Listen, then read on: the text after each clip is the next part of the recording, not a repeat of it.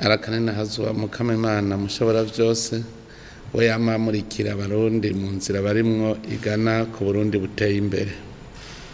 Bavukanyi barundi kazi inshuti zo Burundi, imyaka 63 irarumanye Uburundi buvuye mu minwe y'ubukoroni. Uno munsi turiko turahimbaza uwo munsi wa mbere mu Kakaro umwaka w'igihumbi n'amajana 1932 aho twasubizwa intayo kwikukira. Tuhimbaje turi mu mahoro, abarundi nka bose babona kumwe iyo baja inyuma y'imyaka myinshi twamaze turi mu njyane ducanishijwemwo n'urugamba rwo kwikukira nyene, kuko hari abarundi b'ibigaba bagumye bakorera mu kwaha kw'abakoroni batifuza ko twishira tukizana. Birahimbaye kubona uyu munsi tuhimbaje tumaze gukanura tukabona ko igihugu cacu ari twebwe nyene tuzocibakira, na kare ukwikukira bisigura uburenganzira bw'abene gihugu bwo kwitunganiriza kazoza kabo. Ntituzigira rero twibagira umuganwa atari umugani Rudoviko Rwagasore, incungu y'intayo kwikukira. Ntituzokwigira kandi twirengagiza n'izindi ncungu z'Uburundi zose zitangiye igihugu, kuko nizo dukesha aho tugeze uno munsi mu kwishira no kwizana mu gihugu cacu. Uyu munsi mu kuwuhimbaza twashimye gushimikira kuri iki civugo ngo ukwikukira nyakuri ni ukumenya kwibako ariko utase gukorana n'abandi. Twaciyumviriye dufatiye ku bihe tugezemwo mu gutorera umuti ibibazo bihanze isi, navyo bikuru bikaba ari nk'ibi: uguhangana n'ibidukikije, ibiza n'isibe, ibikorwa vy'iterabwoba, ubudandaji mpuzamakungu n'ibindi. Umuntu kugira ngo ashobore kwibako arondera umwidegemvyo mu bijanye n'iterambere. Kugira ushikire umwidegemvyo w'ukuri upfundika umugambi, ukamenya kutegerezwa kurya ivyo biriyakuya, ukagira umwete mu bikorwa, ukiteza imbere atawe banje kwazambira. Ariko kandi ntube nyamwigendako, ukugurukira abandi mugakorana, kuko ngo ukuboko kumwe kuriyaga ariko ntikwimara uburyi, kandi murazi yuko na tubiri tuvurana ubupfu. Ivyo nivyo dushimikira ko mu nzira turimwo izodushikana ku gihugu giteye imbere. Nico gituma mubona mbere mu makungu no mu karere basigaye bizera cyane Uburundi. Barundi bene wacu, duhimbaje uyu munsi mukuru twaramaze gufata ingendo nshasha. Twaramaze twebwe nyene abarundi kwigenera ingene ubutegetsi bw'igihugu cacu bwotunganywa n'ingene bukoreshwa ku neza y'abarundi bose. Ivyo navyo bishimikiye gukingira abene gihugu mu buzima bwabo, ndetse bikaboneka ko atanumwe ari hejuru y'amategeko canke agendera ku bandi. Bishimikiye kandi mu kwishira no kwizana k'umuntu wese ari mu gihugu mu bikorwa vyiwe vya misi yose. Duhimbaje kandi uyu munsi mukuru abarundi dufise imbona kazoza iducira inzira izodushikana ku gihugu cifashe kandi giteye imbere. Iryo terambere rikaba ari ryo rizotuma biboneka neza ko twikukiye. Iyo mbona kazoza yaratumye abarundi bose baja ku kivi. Uyu munsi ukabushitse abatari bake bamaze gutoha, mbere bamaze no kubaka umushinge bazoshingirako mu gushika aho umurundi wese azoba yiyumva ko ateye imbere. None rero ko dushitse uyu munsi ni igihe cyo gusuzuma intambwe tugezeko, kugira ngo ahagoramye tuje inama yo kuhagorora, aho vyase naho dusuzume ingene twahinyanyura. Kugira uvuge ko wikukiye no kuba wigaba ukigaburira. N'umwana mu muryango yerekanye ko yakuze ko ashaka kwikukira, yubaka urugo rwiwe akaba ari wamenya ikimwiriza n'ikimuraza. N'ibihugu niko kuko nta wikukira ngo aguma hanze amaso uwo yiganzuye. N'Imana igihe yakura bene Isirayeli mu minwe y'ubutegetsi bwa Misiri yabaciye amahani iti ntimuzokwigere musubira gufata iyi nzira. N'abarundi rero bemeye kwishira no kwizana baba bemeye ko ari bo nyene bagiye kwitunga. None ubu bimeze gute? Twovuga ko twishoboye uko biri kose turi mu nzira nziza. Muri iyo myaka iheze twebwe nyene twama mu kajagari nk'uko wamenga turi ubusimbira hamwe, vyari vyatunaniye kwemerana ngo dutore muri twebwe abo turongora mu gihugu. None ubu twamaze kwerekana ko twabaye abagabo, tunama rimwe, tubona kazoza kamwe twese, tukabona ko twohundara ku mugambi umwe no kubaduserukira bamwe atabusimbira hamwe. Iki ni ikimenyetso gikomeye kuko ubu nuwo dutera yosanga turi umwe, kanatsinda twaratahuye ko turi bene mugabo umwe. Barundi bene wacu, iyi sabukuru y'imyaka 33 yo kwikukira ishitse haciye iminsi mike tuvuye mu matora y'abashinga amateka n'abajenama b'amakomine. N'amatora twitunganirije twebwe nyene atamfashanyo z'uburyo canke z'ubuhinga zivuye hanze y'igihugu, kandi noneho si ubwa mbere. Ariko abarorerezi bo mu bindi bihugu vyo hafi n'ivyakure bari bishikiye ngo bakurikirane ingene amatora agenda, barashimye kandi barabonye ko abarundi babaye abagabo babushitse. Ico ni kimwe mu bimenyetso bikomeye vy'intahe yo kwikukira, ukwitunganiriza uburongozi bw'igihugu. Twongeye gukeza abarundi bose kuko amatora yaranzwe n'amahoro n'umutekano, nkaba nongeye kubashimira kuko batahuye ko hari ikiruta ikindi amahoro n'umwumvikano mu byo bakora byose. Ubwa kabiri, kugira umenye ko wikukiye ni wewe wironderera ibigutunga, uba giswi cinobera kitarondera ubugitorera. Aho mu myaka iheze abarundi twarigaya, twari tuzi ko icyo dukora cyose tubanza kurondera abakidufasha, koko wamenga turabatishoboye kandi dufise incabwenge, dufise abarundi b'abakozi ndetse n'ivyo gukora biriho. None munsi ushitse abarundi bamaze kwiyemera, ubico bakora cyose baraciyumvira bo nyene, bakabona igikwiye hanyuma bakaja ku kivi. Nta utabibona ko twagwanije inzara ku rugero rushimishije, nta utabona ko abarundi batanguye kwibakira aho baba heza, batakiba mu vyari nk'inyoni. Ico naco ni ikimenyetso. Ivyo tubuze navyo turazi ko atawuvuka rimwe ngo ace yuzura ingobyi. Umwizero uriho kuko twaramaze gufata umurindi uboneka. Turavye imyaka twacerewe, tukaraba imyaka tumaze twikubisa gashi, umurindi turiko urashimishije, nuko gusa ivyo tubura bikiri vyinshi bigatuma twidodomba, mbere tukibagira n'ivyo tumaze kuronka. Aya mahoro dufise ni ntasubirizwa, abatayafise barabizi, ndetse na twebwe ntituribagira ikiguzi twayarondeje. Umwumvikano dufise mu mice yose y'abarundi n'umutahe, kuko niwo utuma dusenyera ku mugozi umwe, tugaheza tugatera imbere nk'umuzinga. Uyu mwimbu dufise mu mfungurwa siko vyamye. Gufungura neza nayo niyo ntango y'ubuzima bwiza bw'abantu. Ibi nivyo bituma tugira umwizero wakazoza. Barundi kazi, dusubire tuvyibukanye, ntihagire uhendwa ngo ahirahire agwanye demokarasi turimwo, kuko azogwanije igihugu cyose, azogwanije abarundi bose, azoba ari umwasi w'igihugu. Uwo hirahira nk'uko umuhisi nyiricubahiro Ndadaye Melchior yakunda kubivuga, ngo abarundi bose tuzovira hasi rimwe, tumugwanye tumubohe.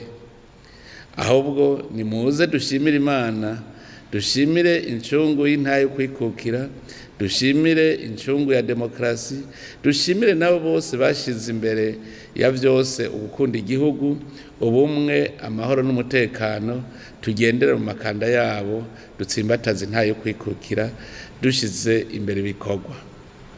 Rurunganwe turimwo, harageze ko natwe tugira ico dukoze, imvyaro zizokurikira zizotwibukirako.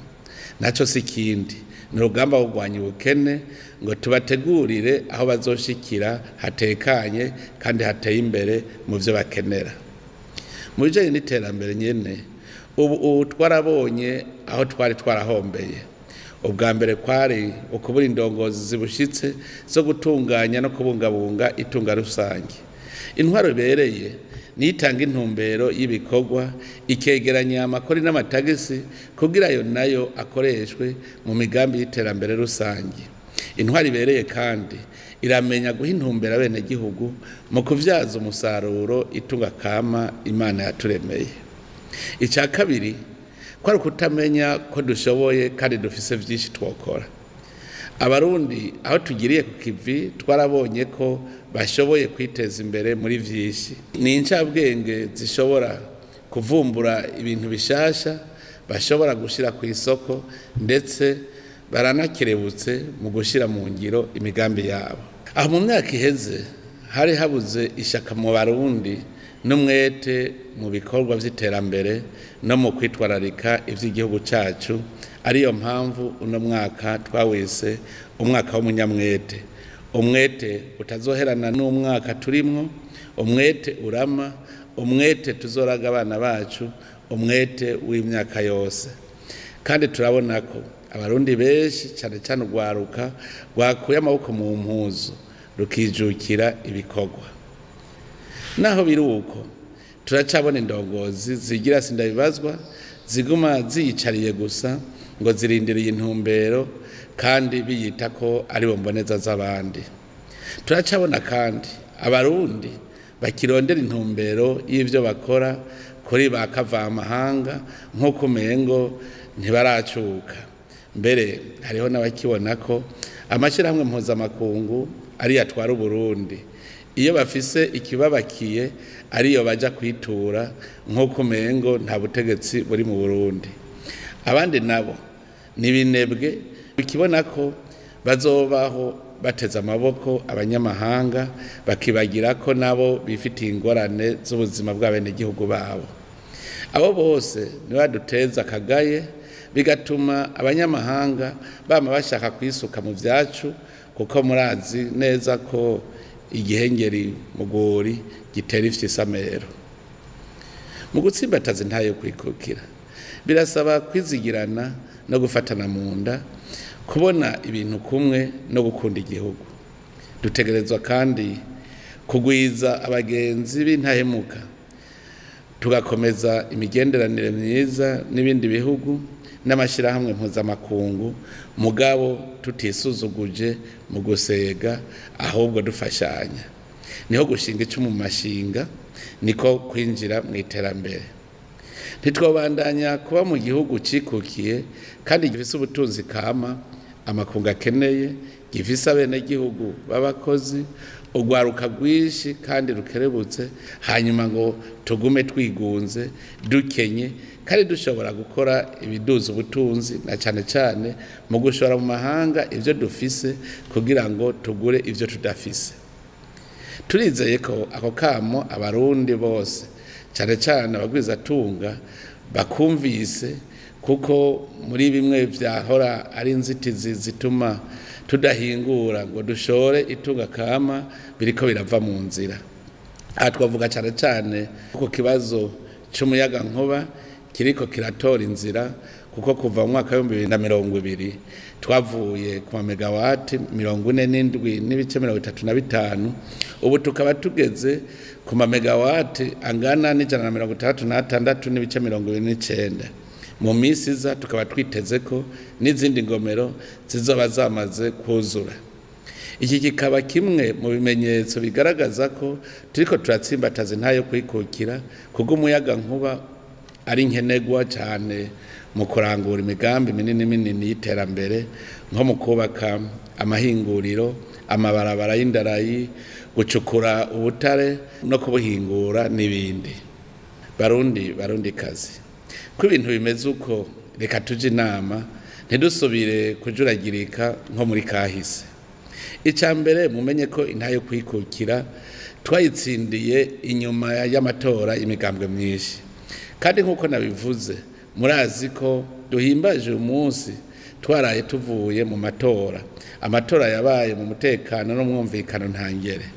Tumenye ko mu ntwaro ya demokarasi dukwiye kuvavanura n'akagatima ko kwama twikwegera ko tuvuga ngo atari jewe nta wundi, ngo bitabaye uko ndavyifuza byose bishake bimeneke. Kandi tumenye ko amatora atari umwanya w'amagaburanyama, kuko igihugu nitwagitabagura umusuri wo guhisana uzotugora. Tuzirikane aho inyifato mbi nk'iyo yagejeje Uburundi n'abarundi, imigambwe n'abanywanyi bayo bajyanira ivyicaro, mbere keshi inganda zigatikira. Mwijambo umuganwa Rudoviko Rwagasore yavugiye Igitega kwa 28 Nyakanga 1961 imbere y'abashinga amateka batowe abashikiriza abagize leta y'u Burundi, yavuze ati: mutegere neza ko ikiza imbere ya vyose ari neza y'u Burundi n'abarundi babizeye. Nico gituma rero muravye umugwi tubashikirije ntihagire ubibaza ati niko kijeho ntarimwo, ahubwo mwomenya ko umwe wese muri mwebwe afise ibanga n'igikorwa bitomoye bimurindiriye. Ico abarundi babasavye birabereye ko mukirangura, mukirinda uguharanira inyungu canke ivyicaro. Ntimwibagire ko muri demokarasi nyayo ivyicaro bitaba ntabanduka. Nanje ndabibabwiye, ubu si igihe cy'ibibanza vy'imigambwe, ni igihe cyo kugena indongozi zibushitse zizoshikana abarundi kwiterambere. Nico gituma ntakekeranya ko abarundi batatoye abantu, ahubwo batoye imigambi. None rero dukeneye indongozi zitaje kwicara, ahubwo zije kwishira mu ngiro.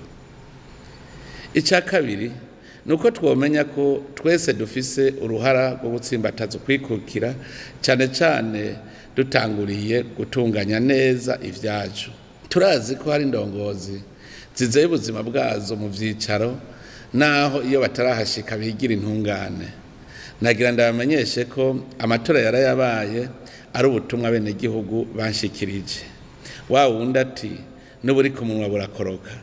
Nagira ndabamenyeshe ko kuva ubu tutazohiga imanga mu gusezerera no gushengeza indongozi yose izo dutetereza mu bunebwe, kwigira sinda bibazwa mu kudushira mu ruhombo canke mu gusesagura no kunyonora itunga rusange.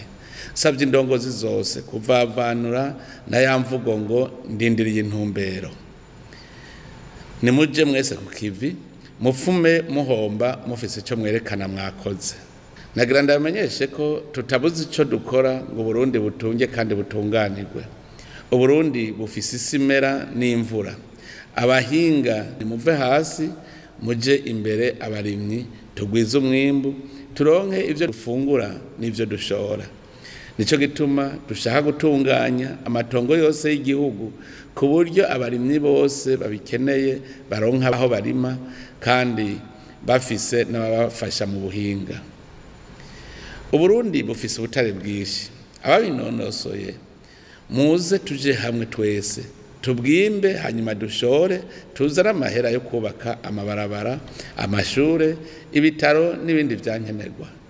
Nico gituma tugiye gufata ingingo yo kwegeraniriza hamwe abene gihugu babishoboye mu makoperative yo kwimba ubutare, kugira ngo igisata c'ubutare kibereke aho bokwimba ubutare, hanyuma gitunganye n'ingene babwegeranya buheze bushogwe. Gutyo abo bene gihugu bazoheza bikenure n'igihugu kihatorere akoyokwe. Uburundi kandi ni igihugu ciza gihurumbirwa n'ingenzi. Tugiye gutera intege abagwizatunga bakeneye kubaka ibibanza vy'iratiro n'uburaro bw'ingenzi, kugira ngo abanyamahanga baza bagana Uburundi ntibabure aho bakirirwa kandi bazanye amahera yabo. Mu gusozera, nagomba nsabe zina Murundi wese kumva ko ategerezwa kurangwa n'ibikorwa. Umwe wese agira ikintu akoze kimuzanira amahera yo kwiteza imbere. Umwidegenzo mu bijanye n'ubutunzi ku Murundi wese nivyo bizotuma twerekana ko dufise umwidegenzo n'imbere y'amakungu.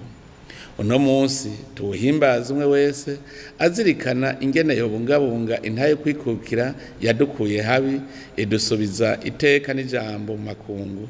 Ubu tukaba dutunganya ivy'igihugu cacu tuzi ko tutari banyamwigendako, ariko kandi tuzi ko atawuduturubika canke ngo adufatire inkoni nk'impumyi avuga ati tambuka gutya muje iyo tuberetse mukora ico mweretswe. Nitwakora uko nta nkeka iki gihugu turagihindura kandi tugira iteka mu makungu bidatevye. Ni kuri ayo majambo nsozereye ko subira kubipfuriza umunsi mukuru mwiza wo kwikukira kwacu, musangira akanyamuneza muzirikana ko igihugu ari rwacu kandi ko ari twebwe tubazwa ivyacu. Imana rugira vyose ibahangaze, murakoze cyane.